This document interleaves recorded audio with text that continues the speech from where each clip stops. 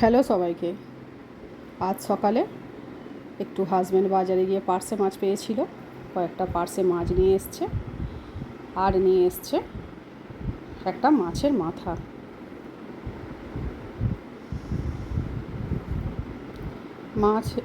মাছগুলো ভালো করে ধুয়ে পরিষ্কার করে নিই।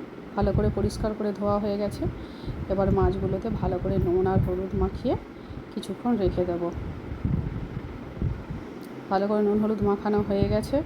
পার্সে মাছটা আজ আমি ফুলকপি আর আলু দিয়ে বানাবো, আর মাছের মাথা যেটা আছে সেটা আমি পুঁই শাক আলু দিয়ে আলু কুমড়ো দিয়ে বানাবো। অনেক দিন পুঁই শাক কুমড়ো খাওয়া হয় না বলে আজ একটু বলেছিলাম হাজব্যান্ডকে পুঁই শাক আর কুমড়ো নিয়ে আসতে আর মাছের মাথা নিয়ে আসতে, তো সেই মতো ও এনেও ছিল। আর ঝোলটা আমি আগে থেকে সিদ্ধ করে রেখেছি।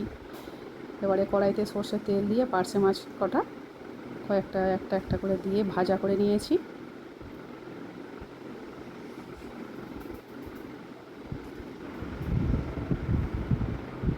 মাছগুলো ভালো করে উল্টে পাল্টে ভালো করে ভেজে নেব।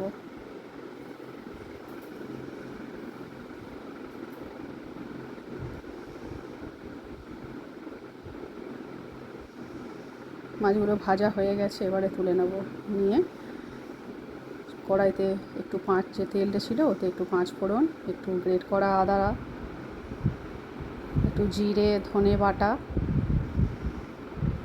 আর কোচানো টমেটো, এইগুলো খুব ভালো করে কষাবো।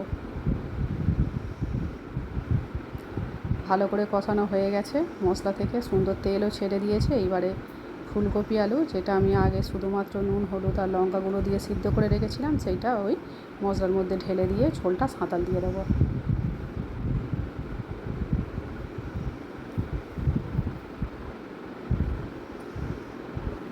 ঝোলটা ফুটেও গেছে ভালো মতো, ফুলকপি আলু সিদ্ধও হয়ে গেছে।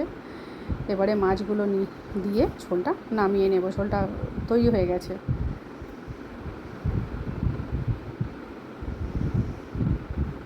ঝোলটা নামিয়ে নিয়েছি। এবারে কড়াইতে একটু সর্ষের তেল দিয়েছি। তেলটা গরম হওয়ার পরে ভেজে নেব মাছের মাথাটা।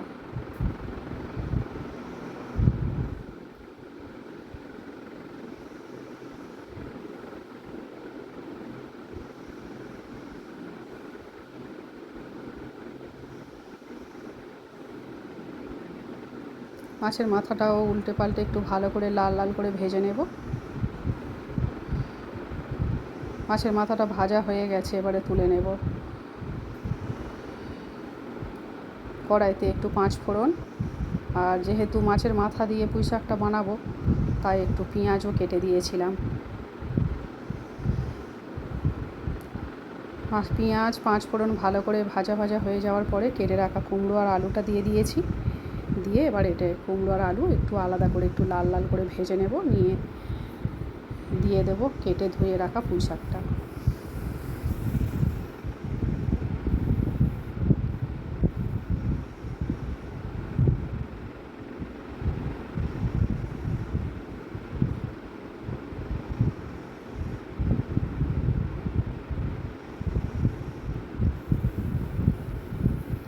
দিয়ে দেবো অল্প একটু নুন, অল্প একটু হলুদ গুঁড়ো আর একটু লঙ্কার গুঁড়ো, একটু চিনি দিয়ে দেবো। পুঁই শাকের তরকারিতে একটু চিনি দিলে মিষ্টি মিষ্টি বেশ ভালো খেতে লাগে।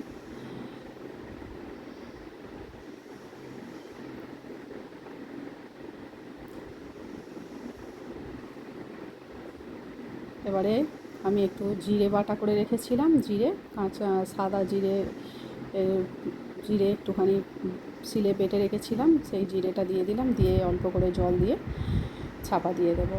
এবারে আলু আর কুমড়োটা প্রায় সিদ্ধ হয়ে এসছে। এবারে ভেজে রাখা মাছের মাথাটা দিয়ে দেবো। দিয়ে একটু অল্প নেড়ে ছেড়ে আর একটু চাপা দিয়ে দেবো।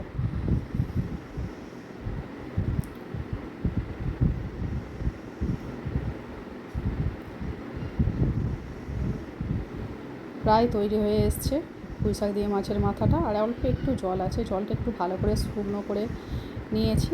নিয়ে এবারে নামিয়ে নেব। পুঁই শাক তরকারিটা রেডি হয়ে গেছে। নামিয়ে নিয়েছি। রান্না কমপ্লিট হয়ে গেছে। গরম গরম সেদিন ভাতও বানিয়েছিলাম, হাজব্যান্ড অফিস থেকে ফিরেও পড়েছিল, একসাথে সবাই খেতেও বসে গেছি। ভাত বাড়াও হয়ে গেছে। দিয়ে পুঁই শাক তরকারিটা দিয়ে আগে খাবো।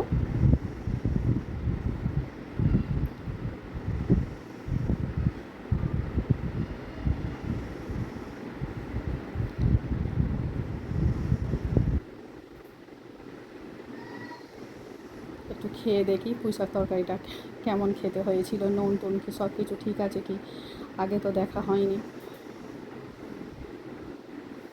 হাজব্যান্ড তো বললো ঠিকই আছে সব কিছু।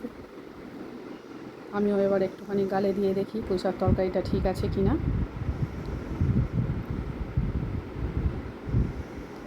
সবই ঠিক ছিল, পুঁই শাক তরকারিটা খেতেও সুন্দর হয়েছিল। পুঁই শাক তরকারি দিয়ে খাওয়ার পরে এবারে দিয়ে দিলাম পার্শে মাছ দিয়ে ফুলকপি আলুর তরকারি।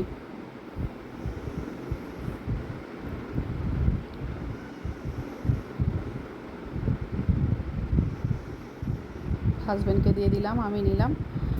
আর মেয়ে একটু পরে পরে খায়, ওর জন্যে রাখা থাকে। ও তো আমার মতো তাড়াতাড়ি খেতেও পারে না আমাদের মতো।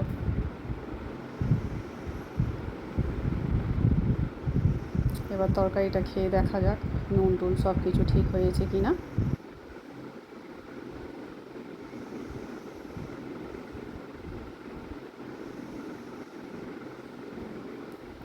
তরকারিতেও নুন ঝাল সব কিছু ঠিকই ছিল, সব মিলিয়ে